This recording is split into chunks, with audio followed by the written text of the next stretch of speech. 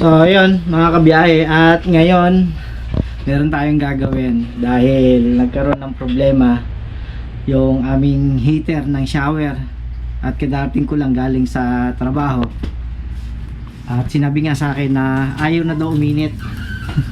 Aray ko. So ayun mga kabiyahe, bali ito yung heater natin, ito ay ayaw na niyang gumana. So nag-on siya, kaya lang hindi na umiinit yung kanyang tubig.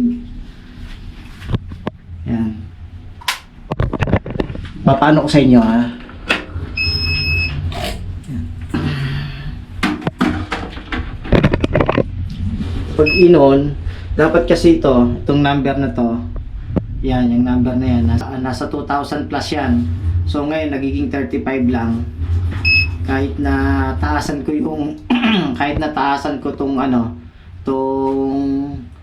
yung kanyang init, ay ganun lang yung hanggang dyan lang siya, 36, 35. Hindi siya umaabot ng 2,000 plus. Kaya yung kanyang init ay hindi gumagana yung yung heater. Pero nag-on siya. Kahit ilipat-lipat to wala ayaw talaga kahit taasan ko yung kanyang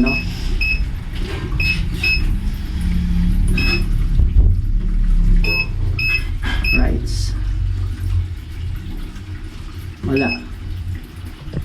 So ganyan na yung nangyari ngayon at talagang ayaw na uminit. So ayun, dumating na yung yung in-order na heater mga kabiyahe. Ay, ito yung bago nating heater ngayon. Yan. Dix. Ayan. Yan yung natin, i-unbox natin ngayon. At samahan nyo ako i-install natin to mga kabiyahe, no? So maraming salamat dun sa seller sa taga Kabuyaw na si Sir Carlo. So ayun, samahan nyo muna ako mga kabiyahe at i-unbox natin tong bago nating heater na ipapalit nga dun sa heater ng shower, no? Dahil yung heater ngang yon ay siguro mga na tayo, may 5 taon na siguro yon. So hanggang yun, bumigay na. Ay naghanap naman ako ng pag-ayusan. Kaya lang talagang disposable pala yan, yung mga ganong klase mga kabiyahe. So nakakita naman ako sa marketplace ng heater, shower heater din. Yun nga, kay Sir Carlo yun. At ito na nga, at ipinadala na nga sa atin itong bagong heater, no? So unbox na natin, tapos install natin. At sana ay mainit na rin, uminit na rin yung tubig, no? Right. So samahan nyo ako. So ito na nga mga kabiyahe, yung bago nating shower heater, no? At i-unbox na natin. Tapos tingnan natin kung anong mga kasama at kung anong mga nandito sa box na kasama nung heater.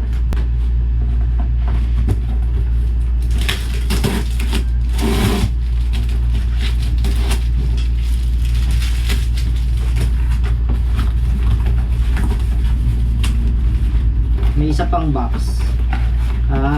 Ito. Dito sa isang box, ang kasama ay yung breaker, tapos yung shower, holder ng shower, at tapos ito yung pang sa ilalim, no? Tapos ito yung housing nitong breaker. Isa pa. Okay. Ito may isang ipanlagay siguro sa likod to mga kabiyahe, no? At sana ay kasukat ito nung bracket natin sa yung luma natin na heater, no? So muna to. Ito na. Ito yung hose. Ito yung hose. So hindi naman natin magagamit to kasi may hose pa naman tayo doon. Ang laki. Grabe ang laki ah. Ang bigat. Ang bigat.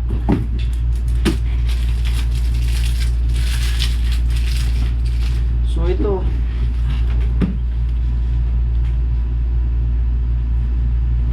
Laki niya. Dito yung inlet tsaka yung outlet. Ito.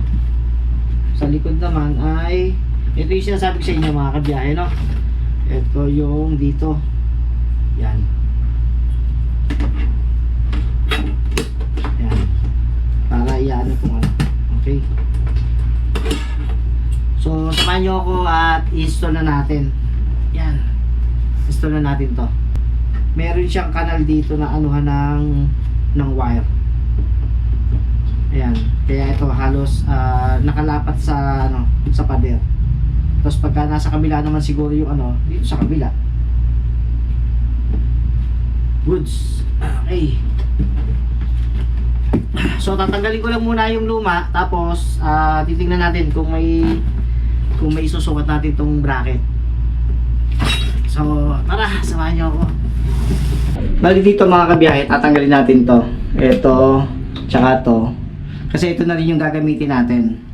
Ito yung luma natin. Tapos yung breaker, ito na rin, dito na rin natin itatap. Tapos ito yung wire. Bali ang tatanggalin lang natin siguro ito na lang lahat eh. Yan. Right? So tara. Tanggalin na natin, baka tanggalin pa ng iba yan.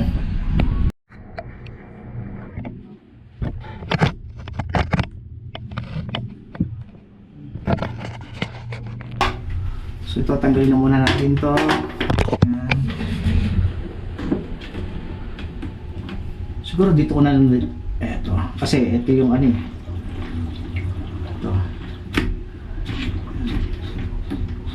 Or ito na rin kaya siguro magamit.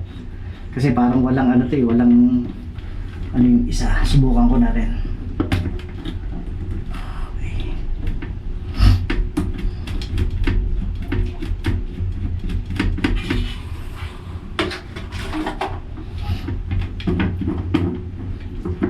Kasi kagandahan nitong isa, ito may filter. May filter to sa loob.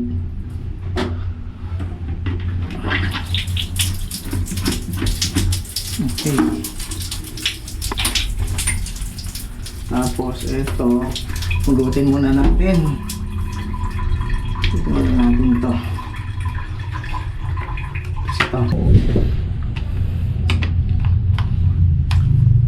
Basta siguraduhin nyo mga kabiyahe, pagka yung kayo ng ganito, siguraduhin hindi nakasaksak sa outlet. Talagang yan, malakas yan, malakas ang ground yan mga kabiyahe.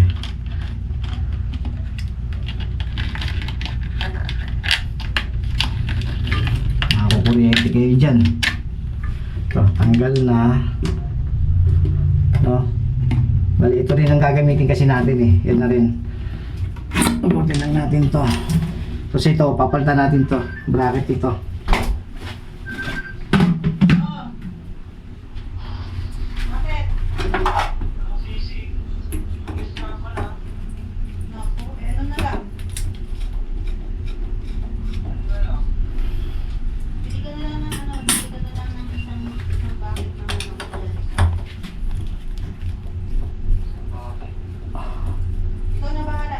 Natin. Sana umabot ang bracket natin. May 6 na pieces yata. Ikaw. Ayan.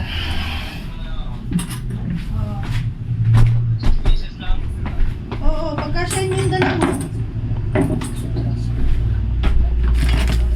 Pagkasya niyo. Ito ngayon yung gagamitin natin. Ha? Sana tumama, no? Hindi, manok lang naman eh. Wala mo nang rice pa. Sana tumama to. Kung walang Naku, ang layo. Malayo. Pwede. Ipitin ko na lang to rito. na, ayan doon, di ba? Hindi tumama eh. May ukayan mo sa tapat ng gulyo. So ito, ipitin na lang natin ito. Kahilera nun. Kahilera nun. Kahilera nun.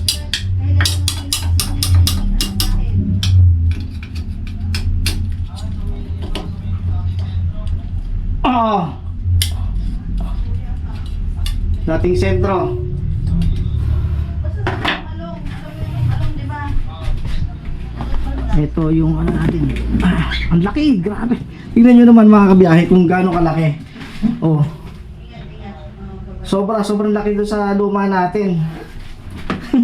Ang laki.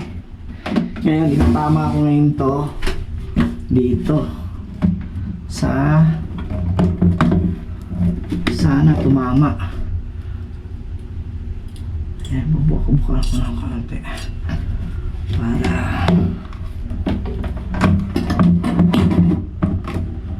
nice goods. Okay, so yung wire naman natin ay sakto rin naman yung wire natin. Okay, so ikakabit ko lang mga kabiyahe, no? At babalikan ko kayo. Alright, so yun, ikabit na natin yung breaker. At pagkatapos ito, nailagay na nga natin. So, ayan, tama lang natin para hindi naman ano. Pagkatapos, ilagay na natin itong, kasi wala siyang kasama nito eh, yung parang filter. Tingnan ko nga. May kasama. Ay, meron, may kasama pala siya.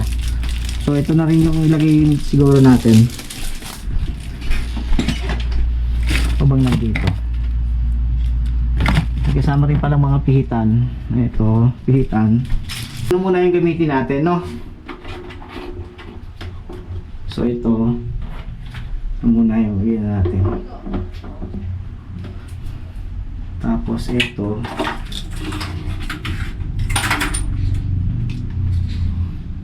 yan, tunog muna rin natin ito.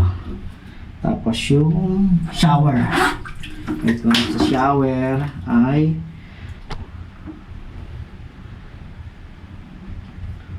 nasaan ang yun lang.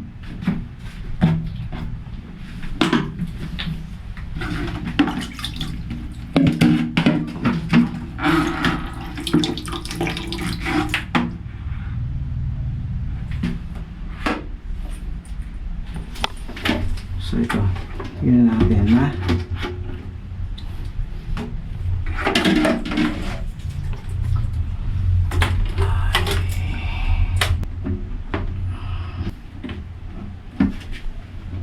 So ito na, ito. Iligtas muna natin kung iligtas ko muna.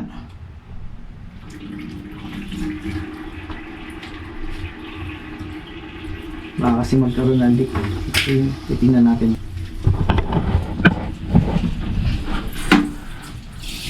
So far wala namang leak. Okay. Ngayon, sasaksak ko ngayon ito.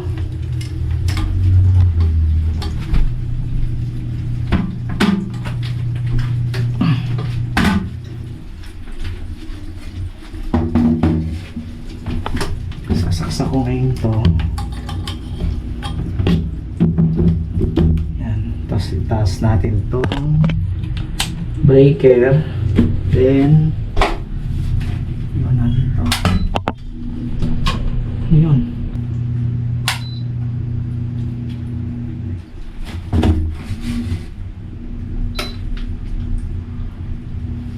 $42.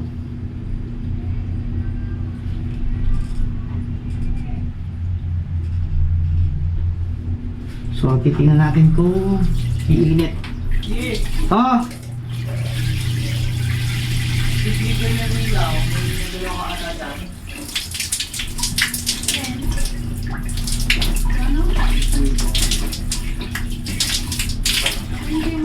Oh, ito. Makimatay ng mga bitana. Papatay muna ako ng aircon.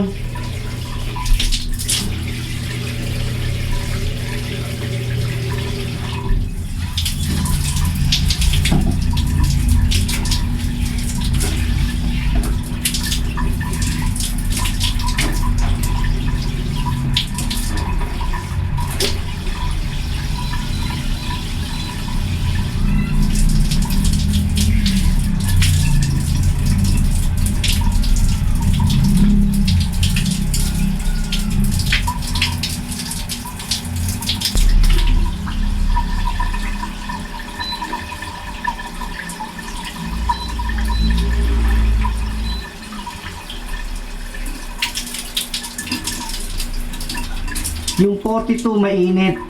Mainit yung 42.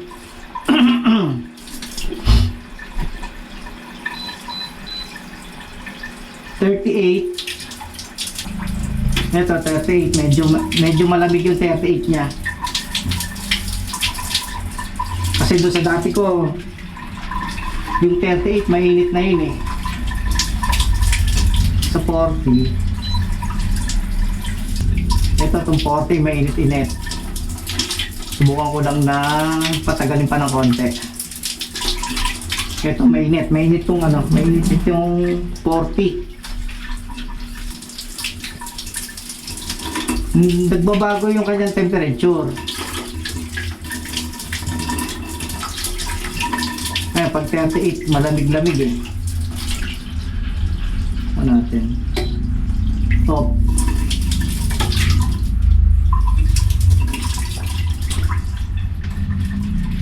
Dito.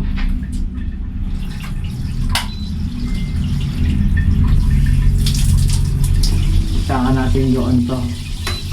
Okay.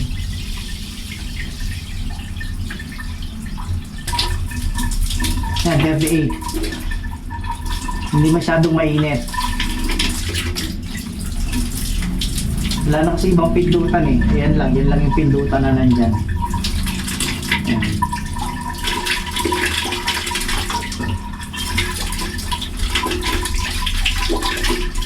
Okay. So pag ginawa ko na 39 or 40,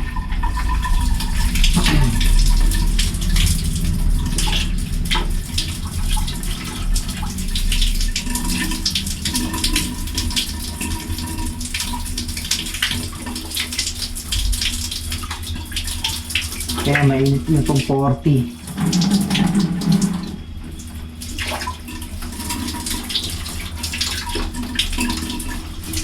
Pag inop natin,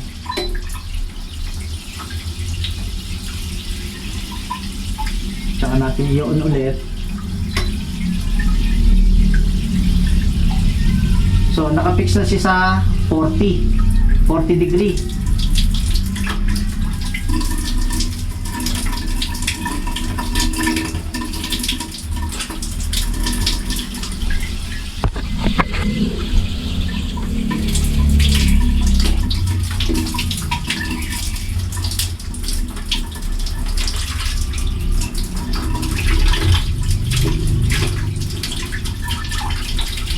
So ito okay na.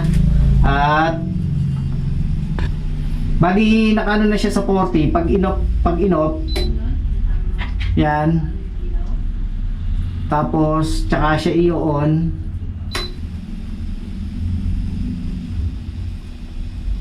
Nasa 40 na siya. So subukan ko naman pagka tinanggalan ko siya ng supply. Ayun, naka-stop lang siya.